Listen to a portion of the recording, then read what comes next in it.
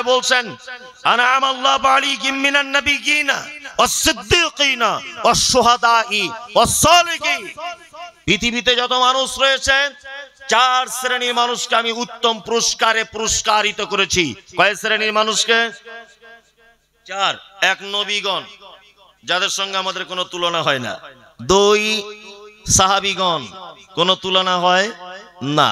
তিন, শহীদগণ, যারা আল্লাহ রাস্তায় শহীদ হয়েছে। চার, সালেহীন, সৎকর্মশীলগণ। সৎকর্মশীলগণ যারা সৎকর্ম করে আল্লাহ তাআলা বলছে তাদেরকে প্রাইজ দিয়েছি। এবার আমাদের সৎকর্ম করার আগে কোথায় যেতে হবে? সাহাবীদের কাছে যেতে হবে, নবীদের কাছে যেতে হবে।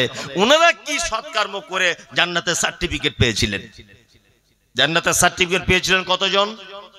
10 জন। তার ভিতরে কে ছিলেন? হযরত আবু বকর, হযরত ওমর, হযরত উসমান, হযরত আলী, আব্দুর রহমান ইবনে আউফ। এইভাবে 10 জন সাহাবী জান্নাতের সার্টিফিকেট প্রাপ্ত, তাই না?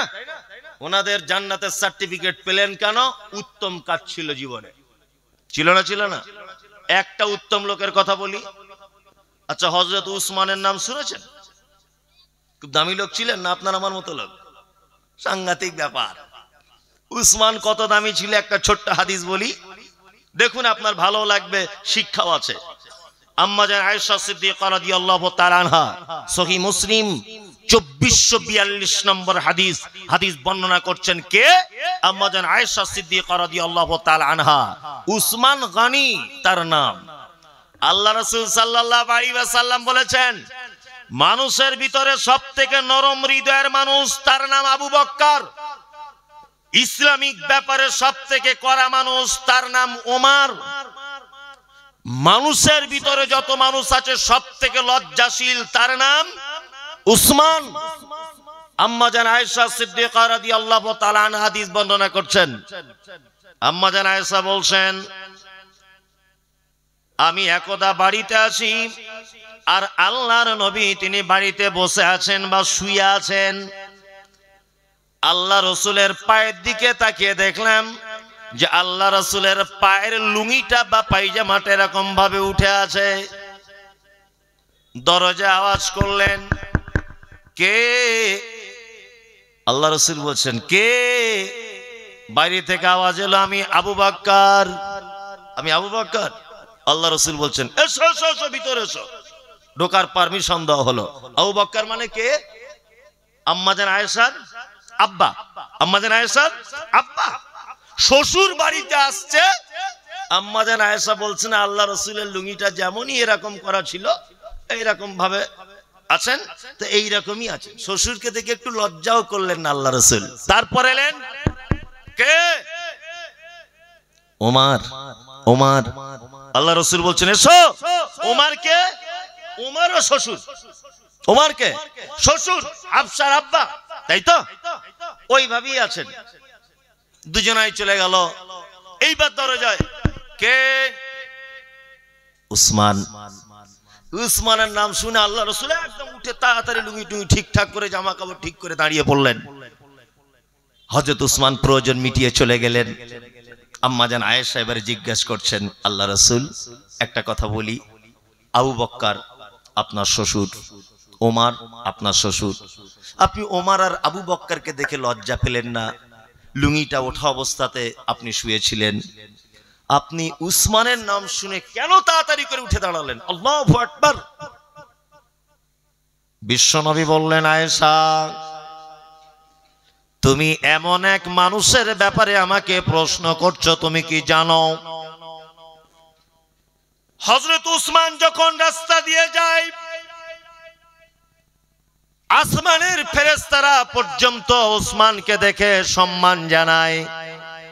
আয়েশা আমি নবী, যাকে দেখে ফেরেশতারা সম্মান জানায় তাকে দেখে আমি কি একটু সম্মান জানাবো না? এর নাম উসমান। উসমান কে?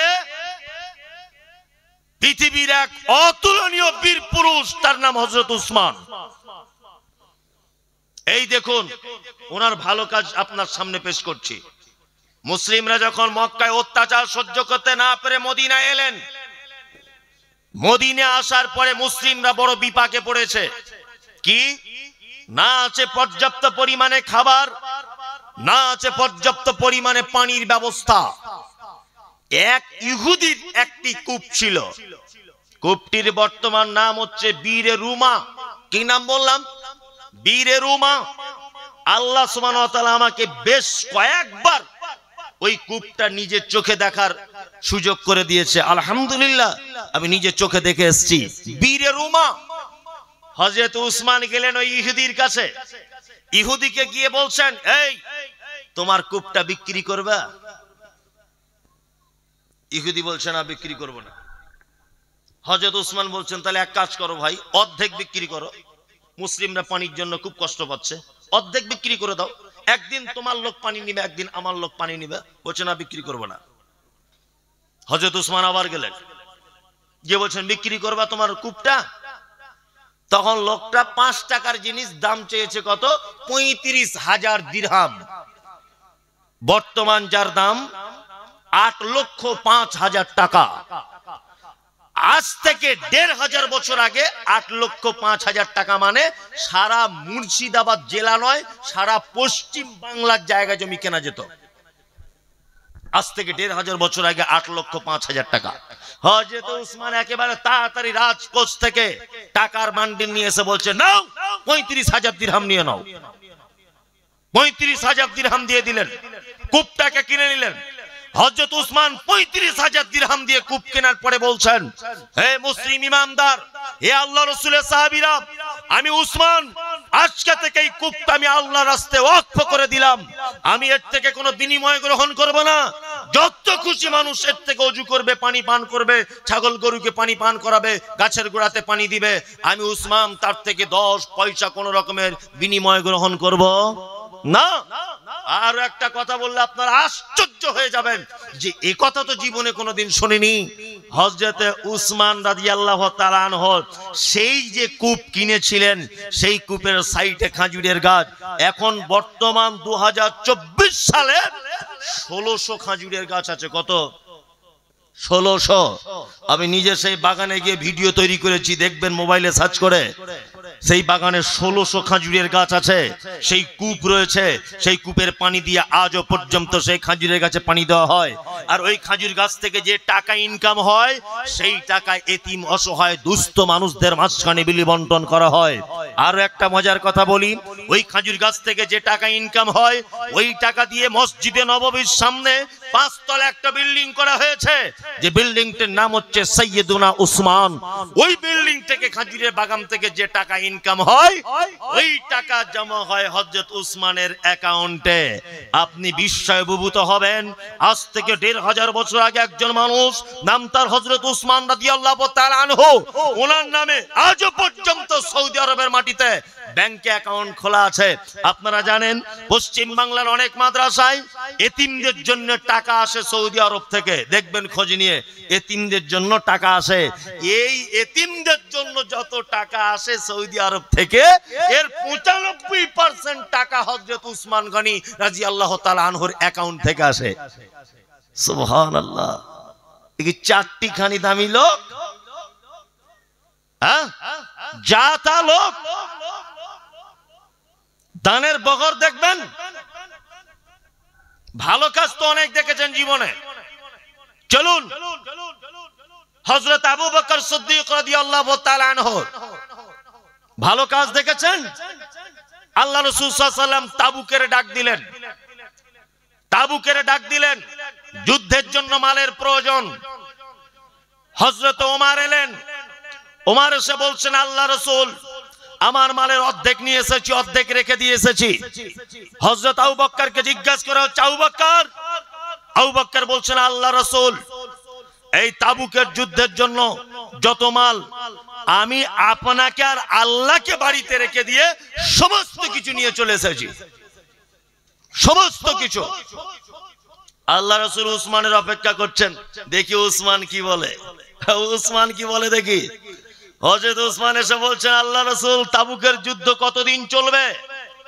আল্লাহ রাসূল বলছেন 3 মাস চলবে, 3 মাস। কতজন মুসলিম সৈন্য? 30,000। হযরত উসমান বলছেন আল্লাহ রাসূল 30,000 মানুষের অর্ধেক মানুষের যতটা ঘোড়া লাগে, যতটা উট লাগে, যুদ্ধের পোশাক যতটা লাগে, তাদের খাওয়া দাওয়া, তাদের পানি, তাদের সমস্ত কিছুর ব্যবস্থা আমি উসমান আমি নিজের দায়িত্ব নিয়ে নিলাম। তার মানে 15,000 মানুষের দায়িত্ব 3 মাস যাবত দায়িত্ব নিলেন কে? হযরত উসমান। সার্টিফিকেট এমনি পাওয়া যায় না। আর আমাদের অবস্থা কি? মসজিদে 200 টাকা দিয়ে বারবার এসে বলছে আমার নামটা একটু বলো, আমার নামটা বাদ চলে গেল মৌলভী সাহেব একটু বলো। আর নামটা যদি বা বলেছে তা এসে বলছে শুধু কেন নাম বলছো ভাই? আমি এবার টাটকা হজ করে এসেছি, আলহাজ অমুক সাহেব। এই তো আমাদের অবস্থা, অবস্থা না আমাদের অবস্থা। আল্লাহু আকবার। আল্লাহ তাআলা বলছেন আহসানু আমালা, উত্তম কাজ তুমি কিছু জীবনে করো। পৃথিবীতে তোমাদের ওই কারণে আমি পরীক্ষার জন্য পৃথিবীতে পাঠিয়েছি। এবার আপনাদেরকে আমি আর একটা কথা বলবো, সেটা হচ্ছে এই, আচ্ছা বলুন তো আল্লাহ আমাদের পৃথিবীতে কি জন্য পাঠিয়েছেন? পরীক্ষা করার জন্য, তাই তো? এই দেখুন পরীক্ষার আবার 2-3টে কোয়ালিটি আছে, আছে না? একটা আছে টেস্ট পরীক্ষা আর একটা ফাইনাল পরীক্ষা। টেস্টে যদি কেউ এলাও না হয় ফাইনালে বসতে পারে না। আল্লাহর পরীক্ষাও ঠিক তেমন। এই দেখে নেন আপনি, আল্লাহ বলছেন ওয়ালানা বলু আন্নাকুম বিশাইয়্যিম মিনাল খাউফি ওয়াল জু' ওয়া নাকসিম মিনাল আমওয়াল ওয়াল আনফুসি ওয়াস সামারাত ওয়া বাশশিরিস সাবিরিন আল্লাযীনা ইযা আসাবাতুহুম মুসিবাতুন ক্বালু ইন্না লিল্লাহি ওয়া ইন্না ইলাইহি রাজিউন। বান্দারে পৃথিবীতে তোদের ফাইনাল পরীক্ষা নয়, এটা টেস্ট পরীক্ষা হবে। আমি আল্লাহ 4টে জিনিসের মাধ্যমে তোমাদের টেস্ট পরীক্ষা করব। 1 নম্বরে আল্লাহ তাআলা বলছেন ওয়ালানাবলু আন্নাকুম বিশাইয়্যিম মিনাল খাউফ, তোমাদেরকে বিভিন্ন ব্যাপারে ভয় দেখিয়ে দেব। সরিষার তেল 2 মাস আগে ছিল 100 টাকা কেজি, আজকে হঠাৎ করে 350 টাকা কেজি। মানুষ ভয় করছে কি করে খাবো, কি করে তরকারি রান্না হবে, বউ ছেলে পিলে সব মারা যাবে। আশঙ্কা হয় না অনেক সময়? আল্লাহ বলছে খাউফ ওয়াল জু', ক্ষুধা দিয়ে দিব। ওয়াল আনফুস, তোমার বেটাটাকে মেরে দিব, বড় বেটাটাকে। হঠাৎ করে রাস্তা দিয়ে আসছিল তোমার বড় বেটা, কলকাতা থেকে কাজ করে ফিরছিল, হঠাৎ একটা ট্রাক্টর এসে ওকে ছাতুর মতো ছেনে দিয়ে চলে গেল। আল্লাহ বলছে এটা তোমার পরীক্ষা। অসামারত, মাঠের তোমার ধান পেকে গেল, আসমানকে বলে দিলাম এত গতিতে বৃষ্টি নামিয়ে দিয়ে তার ধানের 12:30 যেন বেজে যায়। ধান একেবারে তেলাপিয়া মাছে খেয়ে নিল, সব ধান শেষ, বন্যাতে সব তছনছ হয়ে গেল। আল্লাহ তাআলা বলছেন নবীকে অবাশশিরিস সাবিরিন, ঈমানদার যেন তার এই টেস্ট পরীক্ষায় যেন ধৈর্য দেখায়। ধৈর্য যদি দেখায় অবাশশিরিস সাবিরিন, আপনি ওই ধৈর্যশীলদের জন্য জান্নাতের সুসংবাদ দেন। কি বুঝে বুঝতে পারছেন না? এটা দুনিয়ার পরীক্ষা। 1, আল্লাহ বলছে তোমাকে ভয় দেখিয়ে দেব। 2 নম্বর হচ্ছে এই তোমাকে ক্ষুধা দিয়ে মারবো। 3 নম্বর হচ্ছে এই তোমার যে বেটাটা সব থেকে বেশি ইনকাম করতে পারতো ওই বেটাটাকে হঠাৎ করে আমি মেরে দেবো। তুমি না খুশি হলে চলবে না, তোমাকে তখনই বলতে হবে যে আল্লাহ তুমি ভালো বুঝেছো তাই আমার বেটাকে ডেকে নিয়েছো, আমার কোনো কিছু করার নাই। তুমি আমার কাছে আমানত দিয়েছিলে, আমানতকে তুমি ছিনিয়ে নিয়েছো, আমার কিছু করার নাই। ওয়ালান ফুসারাস সামারাত, তোমার মাঠের ফসলগুলোকে আমি আল্লাহ ধ্বংস করে দিব। আল্লাহ নবীকে বলছেন নবী ইমামদারদেরকে আপনি বলে দেন ওয়াবাশশিরিস সাবিরিন, তারা যেন ধৈর্য ধরে। আর ধৈর্য যদি ধরে তাহলে আমি আল্লাহ তাদের জন্য জান্নাত প্রস্তুত করে রেখে দিয়েছি। জান্নাত আর জান্নাত ধৈর্যশীলদের জন্য। এই এটা হলো টেস্ট পরীক্ষা, তাই না? ফাইনাল পরীক্ষা কোথায়? বিশ্ব নবী বলছেন ইজা উজিয়াল মাইয়াতু আতাহু মালাকানি ফাকালানি মান রাব্বুকা মা দীনুকা মান নাবিয়ুকা। 60-70 বছর পরে একটা লোক যখন মারা গেল, আল্লাহ রাসূল বলছেন তাকে কবরে শুইয়ে দেওয়া হলো। কবরে শোয়ানোর পরে দুইজন ফেরেশতা আসবে, ফাকালানি, তারা দুজন যৌথ কণ্ঠে বলবে, মান রব্বুকা, তোমার রবকে তুমি বলো, মা দীনুকা, তোমার দিন কি তুমি বলো, মান নাবিয়ুকা, তোমার নবীকে তুমি বলো। এই তিনটে প্রশ্নের উত্তর সে যদি দিয়ে দেয়, তাহলে তাকে জান্নাত জাহান্নাম দেখানো হবে, জাহান্নাম দেখানো হবে, আর বলা হবে তুমি প্রশ্নের উত্তর দিতে পেরেছো, এই দেখো জাহান্নাম দাউ দাউ করে আগুন জ্বলছে, এইটা তোমার থাকার জায়গা ছিল, কিন্তু তুমি উত্তর সঠিক দিয়েছো বলে আল্লাহ তোমাকে পরিবর্তন করে জান্নাত দিয়ে দিয়েছে, তুমি জান্নাত চলে যাবে। এটা কবরের ফাইনাল পরীক্ষা। আল্লাহু আকবার। যদি বলছেন মৌলভী সাহেব তাহলে সুদের ব্যাপারে জিজ্ঞেস করবে না, মদ খাওয়ার ব্যাপারে, বদমাইশি করার ব্যাপারে জিজ্ঞেস করবে না, এই কবরে তিনটের মাঝখানে বুঝতে পারা যাবে। একদম গোদা বাংলায় মেয়েরা যখন বাড়িতে ভাত রান্না করে, একটা ভাত দেখলেই বোঝা যায় বাকি ভাতগুলোর অবস্থা কি, তাই না? মাধ্যমিক পরীক্ষা হচ্ছে, একটা পৃষ্ঠার, একটা বইয়ের পৃষ্ঠার আছে 200টা। আচ্ছা বলুন তো, প্রশ্ন কি 200টা পৃষ্ঠার থেকেই হয়? কটা থেকে হয়? অর্থাৎ টোটালে 10টা প্রশ্ন করা হবে, তাই না? এই 10টা প্রশ্নের মাধ্যমে মাস্টার বুঝতে পেরে যাবে ছাত্র কেমন, বুঝতে পেরে যাবে না? বুঝতে পেরে যাবে। আল্লাহ ঠিক তেমন এই 3টা প্রশ্নের মাধ্যমে বুঝতে পেরে যাবেন বান্দা কোন দলে ছিল। আল্লাহু আকবার। আল্লাহ তাআলা বলছেন, আল্লাযী খালাকাল মাউতা ওয়াল হায়াতা লিয়াবলুয়াকুম আইয়ুকুম আহসানু আমালা ওয়া হুয়াল আজিজুল গফুর। সবথেকে বেশি ক্ষমা করতে পারে কে? আল্লাহ। আপনি আমার কাছে কোনো ভুল করুন, শুধু বলছেন মুমতাজিল সাহেব একটু ক্ষমা করে দেন, একটু ক্ষমা করে দেন, আমি এমন গরম দেখাচ্ছি মনে হচ্ছে যে আমি আর ওকে ক্ষমা না দিলেও মনে হয় আর পৃথিবীতে টিকতেই পারবে না। এরকম ক্ষমার আমরা এরকম ভয় এরকম কিছু মানুষের ব্যাপারে করি না? করি। সব থেকে বড় দয়ালু কে? আল্লাহ, তাই না? আল্লাহু আকবার। পাহাড় সম পরিমাণ পাপ করেছেন, তাই তো? দরিয়ার ফেনা সম পরিমাণ পাপ হয়ে গেছে। খুব ভয় লাগছে, তাই না? যে কি করব কি করব, কিছুই ভয় নেই, কোনো ভয় নেই। গভীর রাত্রে উঠুন, কামাফিন নাস আন্নাসুন নিয়াম। রাতের বেলা সবাই যখন ঘুমিয়ে যায়, তুমি তখন টুক করে উঠে পড়ো, উঠে রাস্তার ধারে মসজিদ 2 রাকাত নামাজ পড়ো, আর হাত দুটো তুলে দিয়ে একবার বলো, আল্লাহ আমি যা ভুল করেছি আজ থেকে আর কোনোদিন করব না। শুধু একটু অভিনয় করে হলো 2 ফোঁটা চোখের পানি ফেলে আপনি চলে আসুন। আপনার পানি ফেলতে যত দেরি, আল্লাহর ক্ষমা করতে তত দেরি নাই। আল্লাহ, কত পাপ করেছেন, কত পাপ, কত বড় পাপ, কোনো ভয় নেই।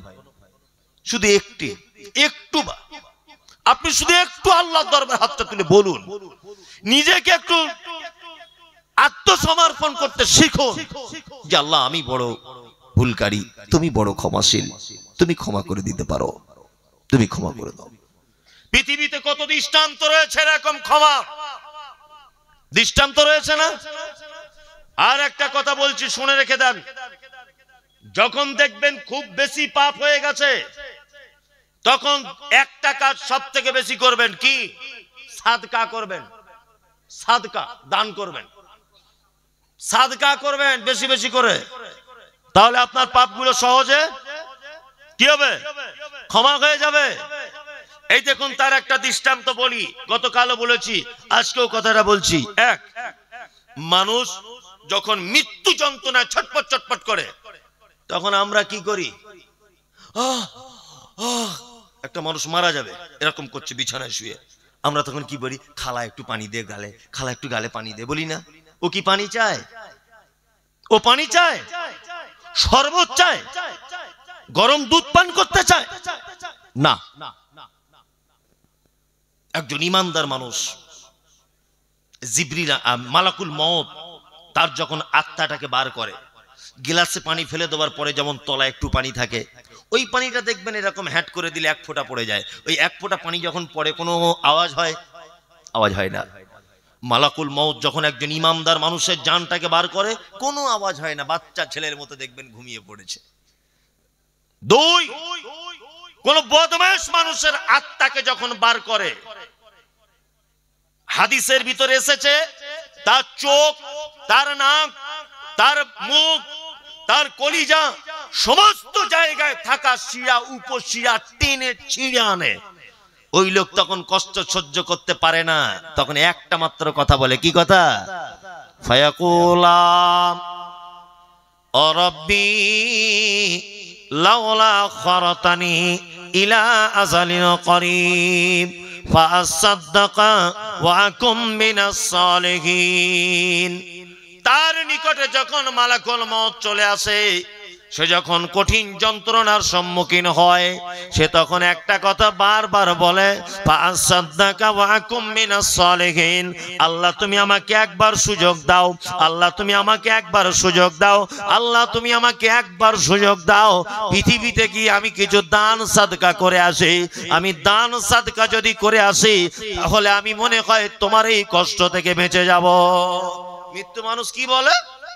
আল্লাহ আমাকে একটু দান করার সুযোগ দাও। ভুল যদি হয় কি করবেন? দান করবেন। এই দেখুন, আপনাদেরকে একটা কথা বলি, ঘটনা শুনেছেন না? একজন পতিতালয়ের নারী, একজন দেহ ব্যবসায়িক নারী, এই নারীটা রাস্তা দিয়ে যাচ্ছিল। দান কেমন জিনিস দেখুন। রাস্তা দিয়ে যাচ্ছিল, যেতে যেতে দেখছে রাস্তার ধারে একটা কূপ, সেই কূপের সাইডে একটা কুকুর পিপাসায় কাতর হয়ে যাচ্ছে। তার জিহ্বাটা বার করে কাদা মাটিতে চাটছে। ওই বেশ্যা মহিলাটার মনে দয়া হলো যে কুকুর হলেও তার তো একটা প্রাণ আছে, কুকুরটা কষ্ট পাচ্ছে। ও তখন নিজের ওড়নাটা নিজের মোজার সঙ্গে বেঁধেছে। মোজাটা খুলে ওড়নাটা বেঁধে, খিমার বলা হচ্ছে। খিমার বলতে ওড়নাকেও বোঝায় বা শাড়ির আঁচলকেও বোঝায়। তা ওড়নাতে এইভাবে মোজাটা বেঁধে কুয়ার ভিতরে মোজাটা ফেলেছে। মোজাটাতে যে পানি উঠেছে, ওই পানিটা কোন রকম করে কুকুরকে পান করিয়ে দিয়েছে। আল্লাহ এত খুশি হয়েছে, সারা জীবনে একটাও ভালো কাজ নেই, সারা জীবন তার দেহ ব্যবসা করে এসেছে।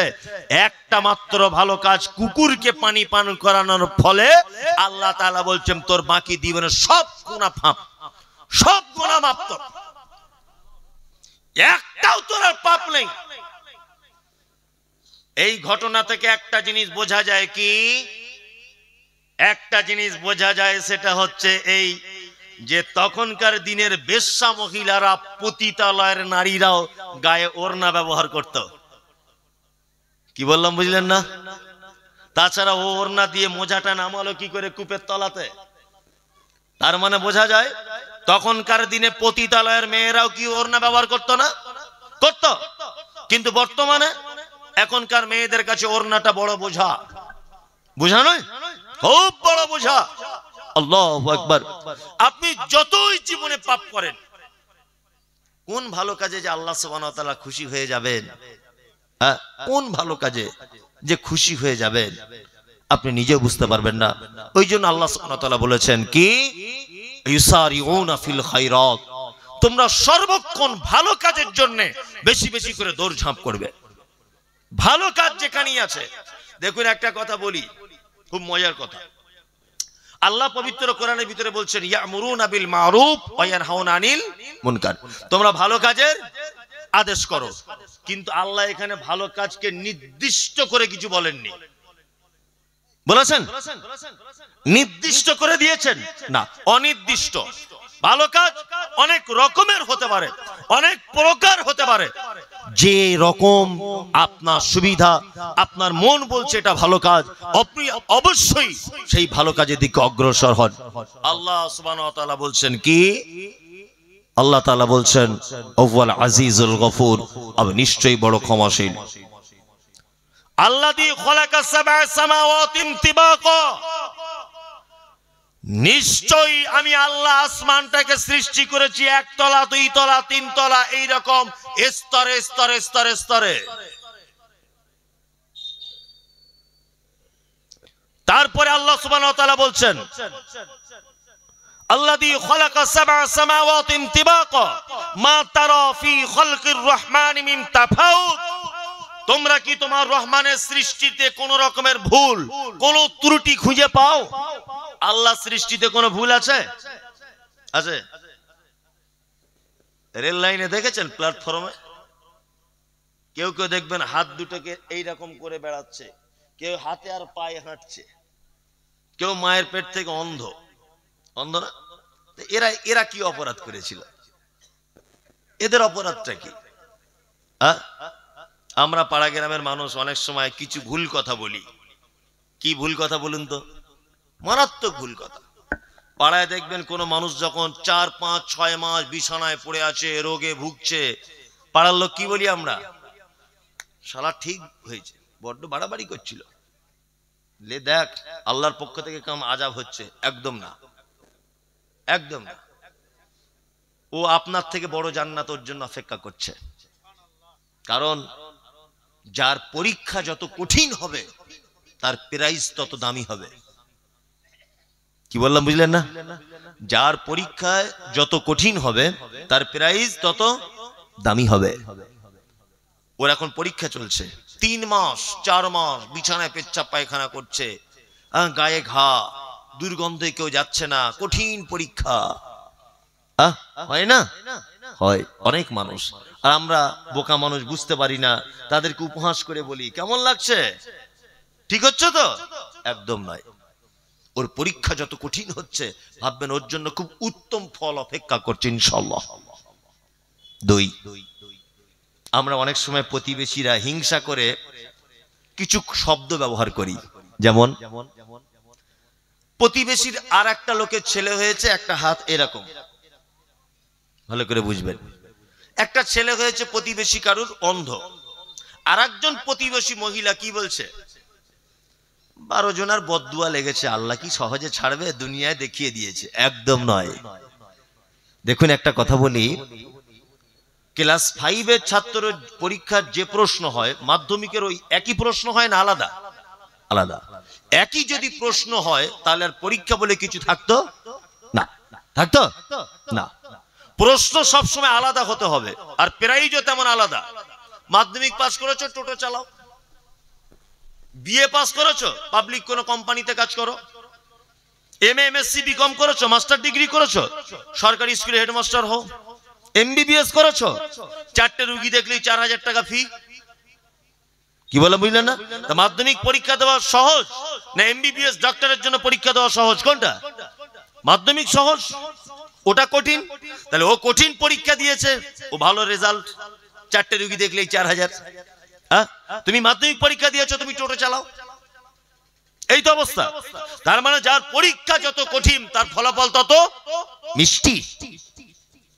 যে লোকটার ছেলে হয়েছে অন্ধ, যে মেয়েটার পেট থেকে ছেলে হয়েছে তার 3টে হাত, যে মেয়েটার পেট থেকে বাচ্চা হয়েছে ছেলেটার পাগুলো খুব সরু সরু, চলতে পারে না, ভেবে রাখবেন আল্লাহ ওকে ভিন্ন রকমের পরীক্ষা করছে। আল্লাহ দেখতে চাইছে তার আব্বা মা আমার প্রতি কতটা ধৈর্যশীল। যদি তারা দুজন কঠিন ধৈর্যের যদি পরীক্ষা দিতে পারে, অবশ্যই তার পিতা মাতাকে আমি উচ্চ জান্নাতের মাকাম দান করব ইনশাআল্লাহ। উচ্চম দান করা হবে। এবার আপনাদেরকে একটা কথা বলি, আল্লাহ অনেক সময় কিছু কিছু মাধ্যমে মানুষকে ক্ষমা করে, আর কিছু কিছু মাধ্যমে মানুষকে পরীক্ষা করে। একটা কুকুরের মাধ্যমে একজন পতিতালয় নারীকে কি ক্ষমা করে দেওয়া হয়েছে, হয়েছে না?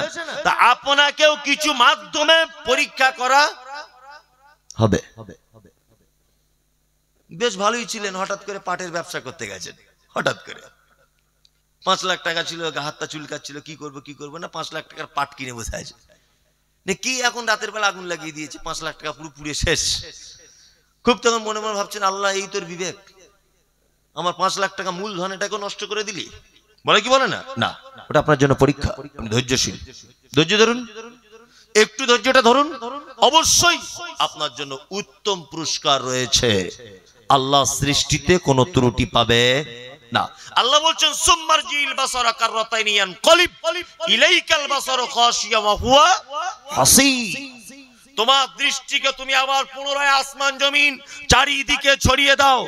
ছড়িয়ে দেওয়ার পরে দেখো তোমার চোখ, তোমার দৃষ্টি লজ্জিত, অপমানিত হয়ে আবার ফেরত চলে আসবে।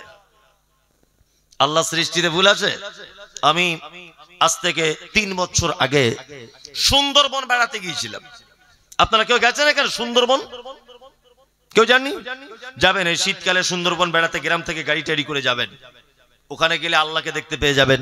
যদি বলছেন আল্লাহকে দেখতে পাওয়া যায়, হ্যাঁ আল্লাহকে দেখতে পাওয়া যায়। আল্লাহকে দেখতে না পাওয়া গেলেও তার নিদর্শনাবলী দেখতে পাওয়া যায়। কি বললাম বুঝলেন? দার্জিলিং বেড়াতে গেছেন? কেউ দার্জিলিং? একজন কেউ আছেন? কেউ নেই?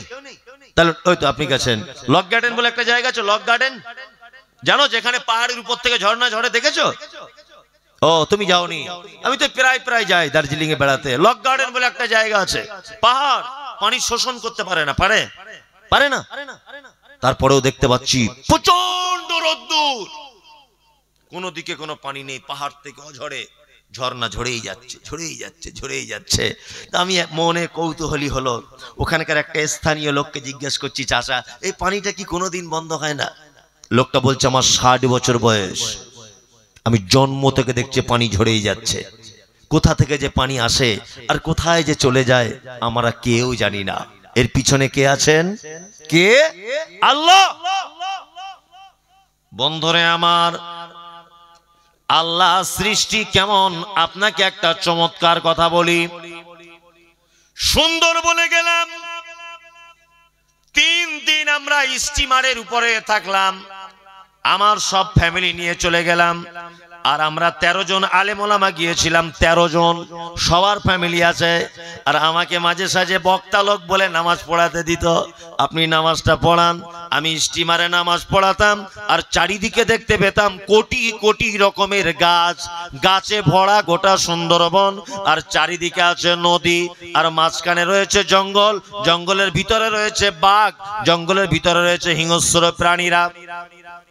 জঙ্গলের ভিতরে ঘুরি সাইটে, মনে ইচ্ছা হলো, একটাও আম গাছ দেখতে পেলাম না, একটাও জামের গাছ নাই, একটাও ওখানে কুলের গাছ নাই, একটাও আপেলের গাছ নাই, একটাও বেদানার গাছ নাই, একটাও আনারসের গাছ নাই। মনে ভাবলাম এটা কেন? কোটি কোটি রকমের গাছ রয়েছে কিন্তু একটাও ফলের গাছ দেখতে পেলাম না। আমের গাছ নেই, আনারের গাছ নেই, লিচুর গাছ নেই, জামরুলের গাছ নেই। মনে ভাবলাম আল্লাহ তুমি যে বলেছো আমার সৃষ্টিতে কোনো ভুল নাই, এইটা তার জ্বলন্ত প্রমাণ। জঙ্গলে তুমি যদি এখন আনারসের গাছ দিয়ে দিতে, তাহলে হনুমান বোঝে না কি করে আনারস কেটে লবণ দিয়ে খেতে হয়, আমের কি করে আচার করতে হয় এটা হরিণে বুঝবে না, কি করে কুলের আচার করে খেতে হয় এটা বানরে বুঝবে না, কি করে যে আপেল খেতে হয় এটা হাতিতে বুঝবে না। আর এটা খেয়ে যে আল্লাহ তোমার প্রশংসা করতে হয়, আল্লাহ তোমার তারিফ করতে হয়, এটা তো হনুমানে বুঝবে না, বানরে বুঝবে না, হাতিতে বুঝবে না, কেউ বুঝতে পারবে না। কিন্তু আল্লাহ তুমি যাবতীয় ফলের গাছগুলো তুমি কোথায় দিয়েছো? না তুমি মুর্শিদাবাদে আমের গাছ দিয়েছো। বান্দা আম ছোট হলে কেটে মা বোনেরা বাড়িতে আচার তৈরি করে রাখবে, টক টক গরম ভাত দিয়ে খাবে। এ পদ্ধতি আল্লাহ মানুষ জানে, মানুষ ছাড়া পৃথিবীর কেউ এ পদ্ধতি জানে না। আম যদি গাছে একসাথে পাকাতে যায় সব আম পেকে পড়ে যাবে, একটাও খাওয়া হবে না। ওই জন্য পাকার আগে গাছ থেকে পেড়ে কার্বাইড দিয়ে বা ঔষধ দিয়ে তাকে পাকিয়ে জুত করে মানুষ খাবে আর তোমার প্রশংসা করবে। ওই জন্য যত ফলের গাছ সব মানুষ যেখানে বসবাস করে সেখানে দিয়েছো। আর তুমি আগাছা গাছ দিয়ে গোটা সুন্দরবনকে তুমি সাজিয়ে দিয়েছো। গোটা সুন্দরবন আগাছা দিয়ে সাজানো, ফলের গাছ দিয়ে সাজানো কোথায়? মুর্শিদাবাদ।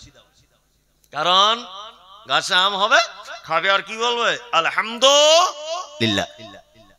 সৃষ্টিতে কোনো ভুল পাবে না। দার্জিলিং এ বেড়াতে গেছি, ওখানে দেখছি যে একটা একটা কুকুর রাস্তাতে ঘুরছে, আপনি এখনই মোবাইলে সার্চ করুন কাশ্মীরের কুকুর বা দার্জিলিং এর কুকুর দেখতে চাই, তাদের গায়ের লোমগুলো 1 বিঘা করে বড়। আল্লাহু আকবার। অবাক হচ্ছে আমি গিয়ে, কি ব্যাপার আমাদের ওখানকার কুকুরগুলোর গায়ের লোম ছোট, এখানে কেন বড়? মনে মনে ভাবলাম তাই তো, পশ্চিম বাংলার আবহাওয়া এমন এক আবহাওয়া যে এখানে বরফ পড়ে না, এত গরম পড়ে না যে মানুষ হার্ট ফেল করে মারা যায়। এমন একটা মিডিয়াম পজিশনে আমরা বসবাস করি, না আমরা এসিতে থাকতে হয়, না আমাদেরকে একেবারে হিটার জ্বালিয়ে রাতের বেলায় শীতের দিনে ঘরের ভিতরে থাকতে হয়। এই রকম শীতও পড়ে না, অতিরিক্ত গরমও পড়ে না। ওই জন্য আমাদের এখানকার কুকুরের, আমাদের এখানকার ছাগলের, আমাদের এখানকার গরুর গায়ের লোমগুলো ছোট ছোট। কিন্তু কাশ্মীরের মাটিতে, ওই আপনার দার্জিলিং এর মাটিতে সর্বক্ষণ জড় বরফে ঢেকে যায়। ওই জন্য আল্লাহ বলছে মানুষের টেকনোলজি রয়েছে, ও ঠান্ডার কারণে বাড়িতে হিটার জ্বালিয়ে দিবে। কুকুর তো আর হিটার জ্বালাতে পারবে না, ছাগল হিটার জ্বালাতে পারবে না, গরু হিটার জ্বালাতে পারবে না। ওই জন্য আমার নাম হলো আল্লাহ। আমি আগে থেকে ওদের গায়ে কম্বলের মতো করে চাপিয়ে দিয়েছি, যাতে তারা শীতকালীন এলাকায় বসবাস করার কারণে তারা যেন ছটপট করে যেন মারা না যায়। আল্লাহু আকবার। আল্লাহ বলছেন সুম্মারজিল বাশার কাররাতাইনি ইয়ানকালিব ইলাইকাল বাসারু খাশিয়াম ওয়া হুয়া হাসীর। তোমার দৃষ্টিকে তুমি পৃথিবীর চারিদিকে বারবার ঘোরাও, বারবার ঘোরাও।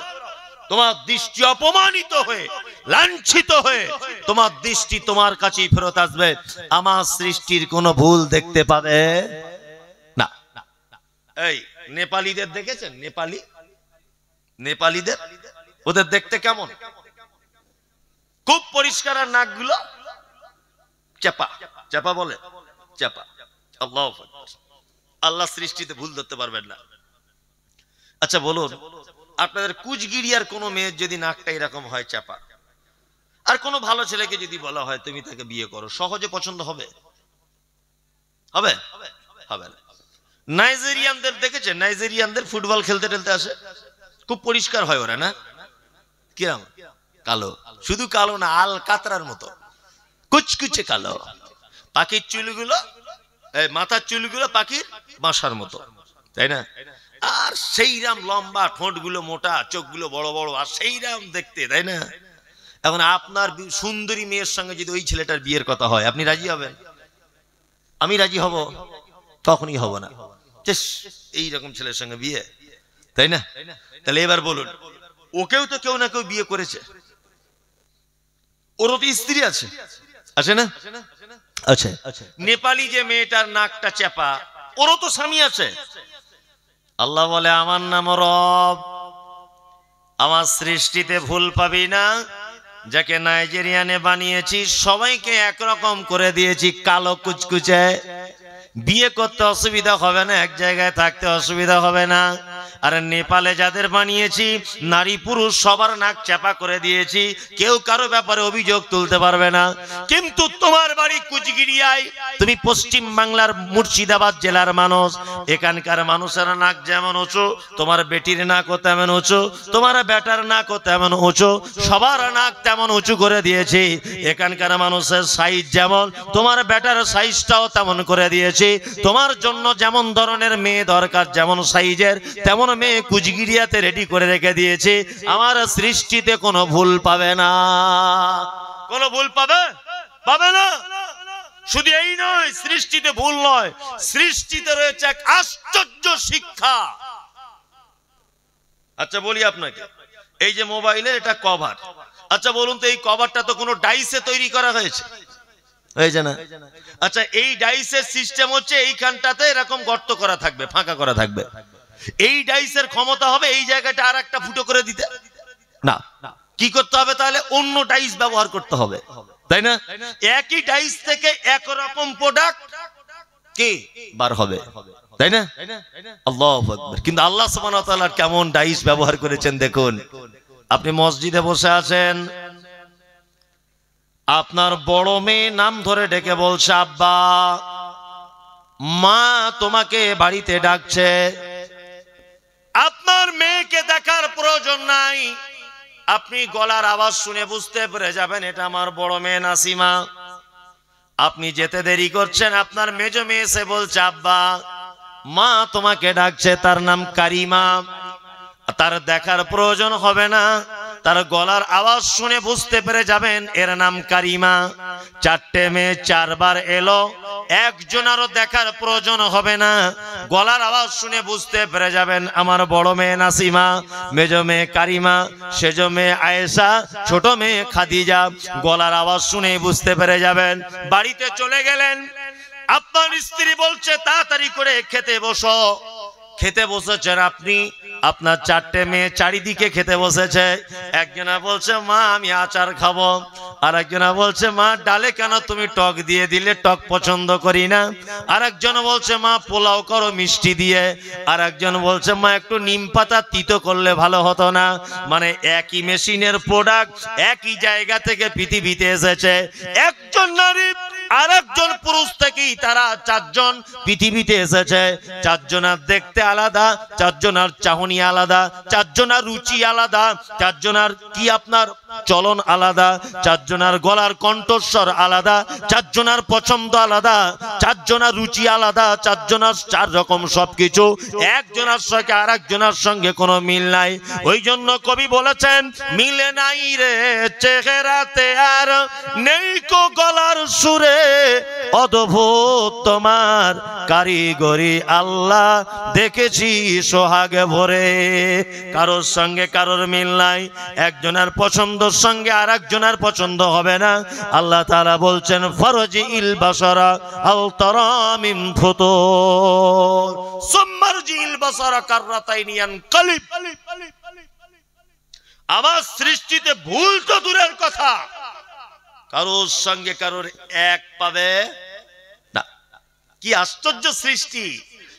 ডান হাতের এই আঙুলটা দিয়ে মোবাইলের ফিঙ্গারপ্রিন্ট করা আছে, বাম হাতের আঙুলটা চাপিয়ে দেখুন তো দেখি কেমন খোলে। মোবাইল আপনার হাত ও আপনার আঙুলও আপনার, অথচ খুলবে না। খুলবে মানে আঙুলের যে ছাপগুলো এইগুলো কোন আঙুলের সঙ্গে কোন আঙুলের মিলবে না। আল্লাহ, আপনাদেরকে আলোচনা করতে গেলে কোরআনের একটা একটা আয়াত বলে বলে অনেক সময় নষ্ট হয়ে যাবে, চলে যাবে। রাত্রি অনেক হয়েছে। এটা মসজিদের উন্নতি কল্পে জলসা, এটাও আমার একটা দায়িত্ব এবং কর্তব্যের ভিতরে যে শেষের দিকে কিছু বলাটা খুব প্রয়োজন মনে করছি। এই আমার দিকে ফিরুন, এবার আপনাদেরকে একটা চমৎকার হাদিসের অংশ বলছি, পুরো হাদিসটা নয়।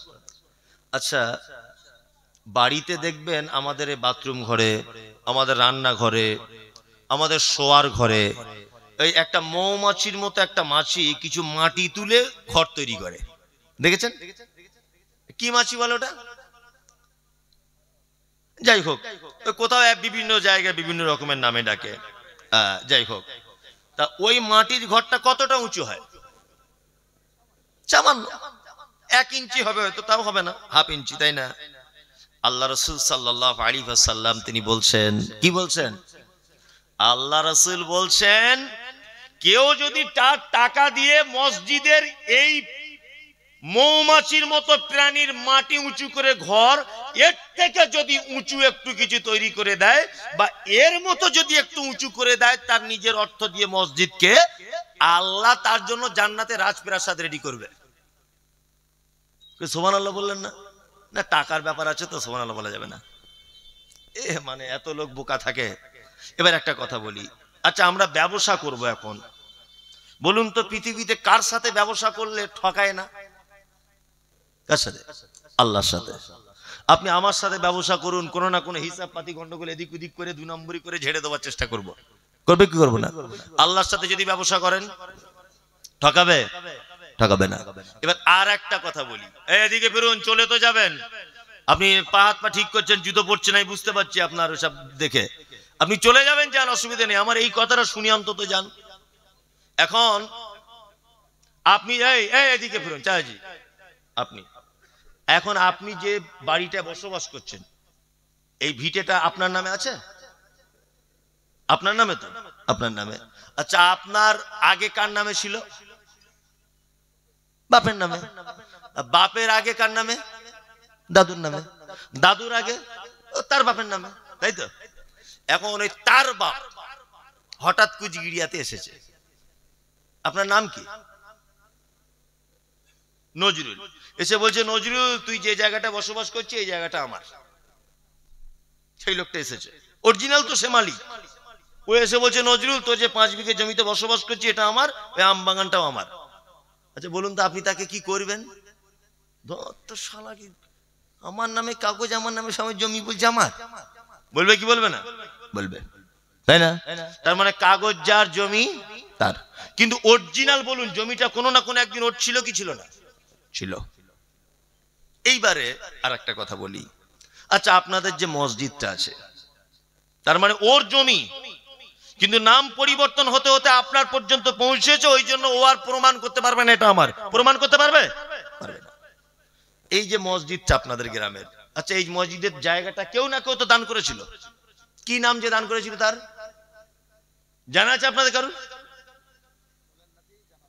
এই মসজিদটা জায়গা যে দান করেছিল কেউ নাম মনে আছে? নেই। ধরে নেন তার নাম আব্দুর রহমান। এবার আপনাকে বলছি, আচ্ছা মসজিদ কোনোদিন বিক্রি হয়? হয় না তো? হয় না।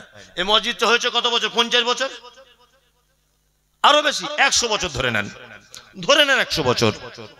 এখন 500 বছর পরে, 500 বছর পরে ওই আব্দুর রহমান বলে যে লোকটা মসজিদে জায়গা দান করেছিল ও এখন এসেছে, এসে বলছে এই মসজিদের জায়গা আমার, আমি দান করে গিয়েছি।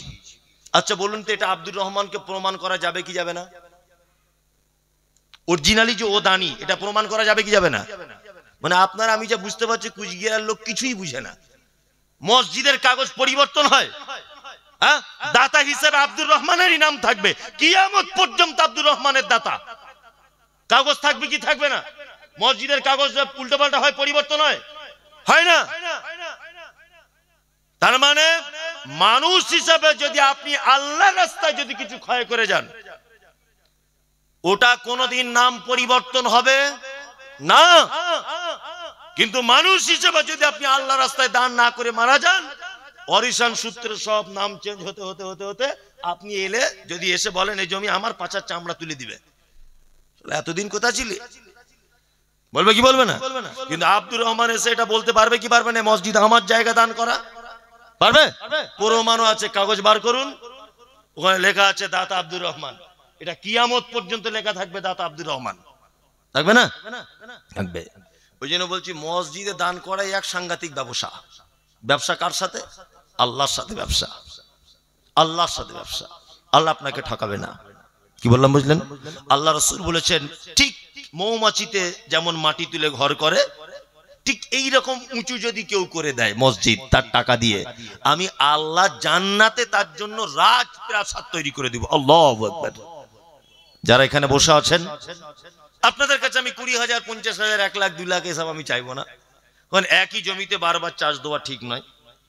আমার আগে চাষ দিয়ে গেছে, তবে অনেক সময় তো জেলের জাল ছেঁড়াও থাকতে পারে। ওই জাল টেনে গেছে এই মজলিসে, আমি ভাবছি যদি ছিঁড়ে কুড়িয়ে কোনো মাছ পালিয়ে থাকে, হতে পারে। ওই জন্য আমি আপনাদেরকে আল্লাহর রাস্তে বলছি যে আপনার একজনও বাদ যাবেন না। আপনি মসজিদে আল্লাহর রাস্তে আপনার পক্ষ থেকে একজন গভীর রাত্রে বলুন যে আমি আমার পক্ষ থেকে মনে সাহেব আপনি যখন বলছেন আমি 5,000 টাকা দিলাম। একজন বলুন, আমি 10-20,000 টাকা চাইবো না। একটা লোক বলুন, দেখি আল্লাহর বান্দা কে আছে এত রাতে। একটা লোক যদি বলেন আমি খুব আনন্দ পেয়ে যাবো যে এত রাতে একটা লোক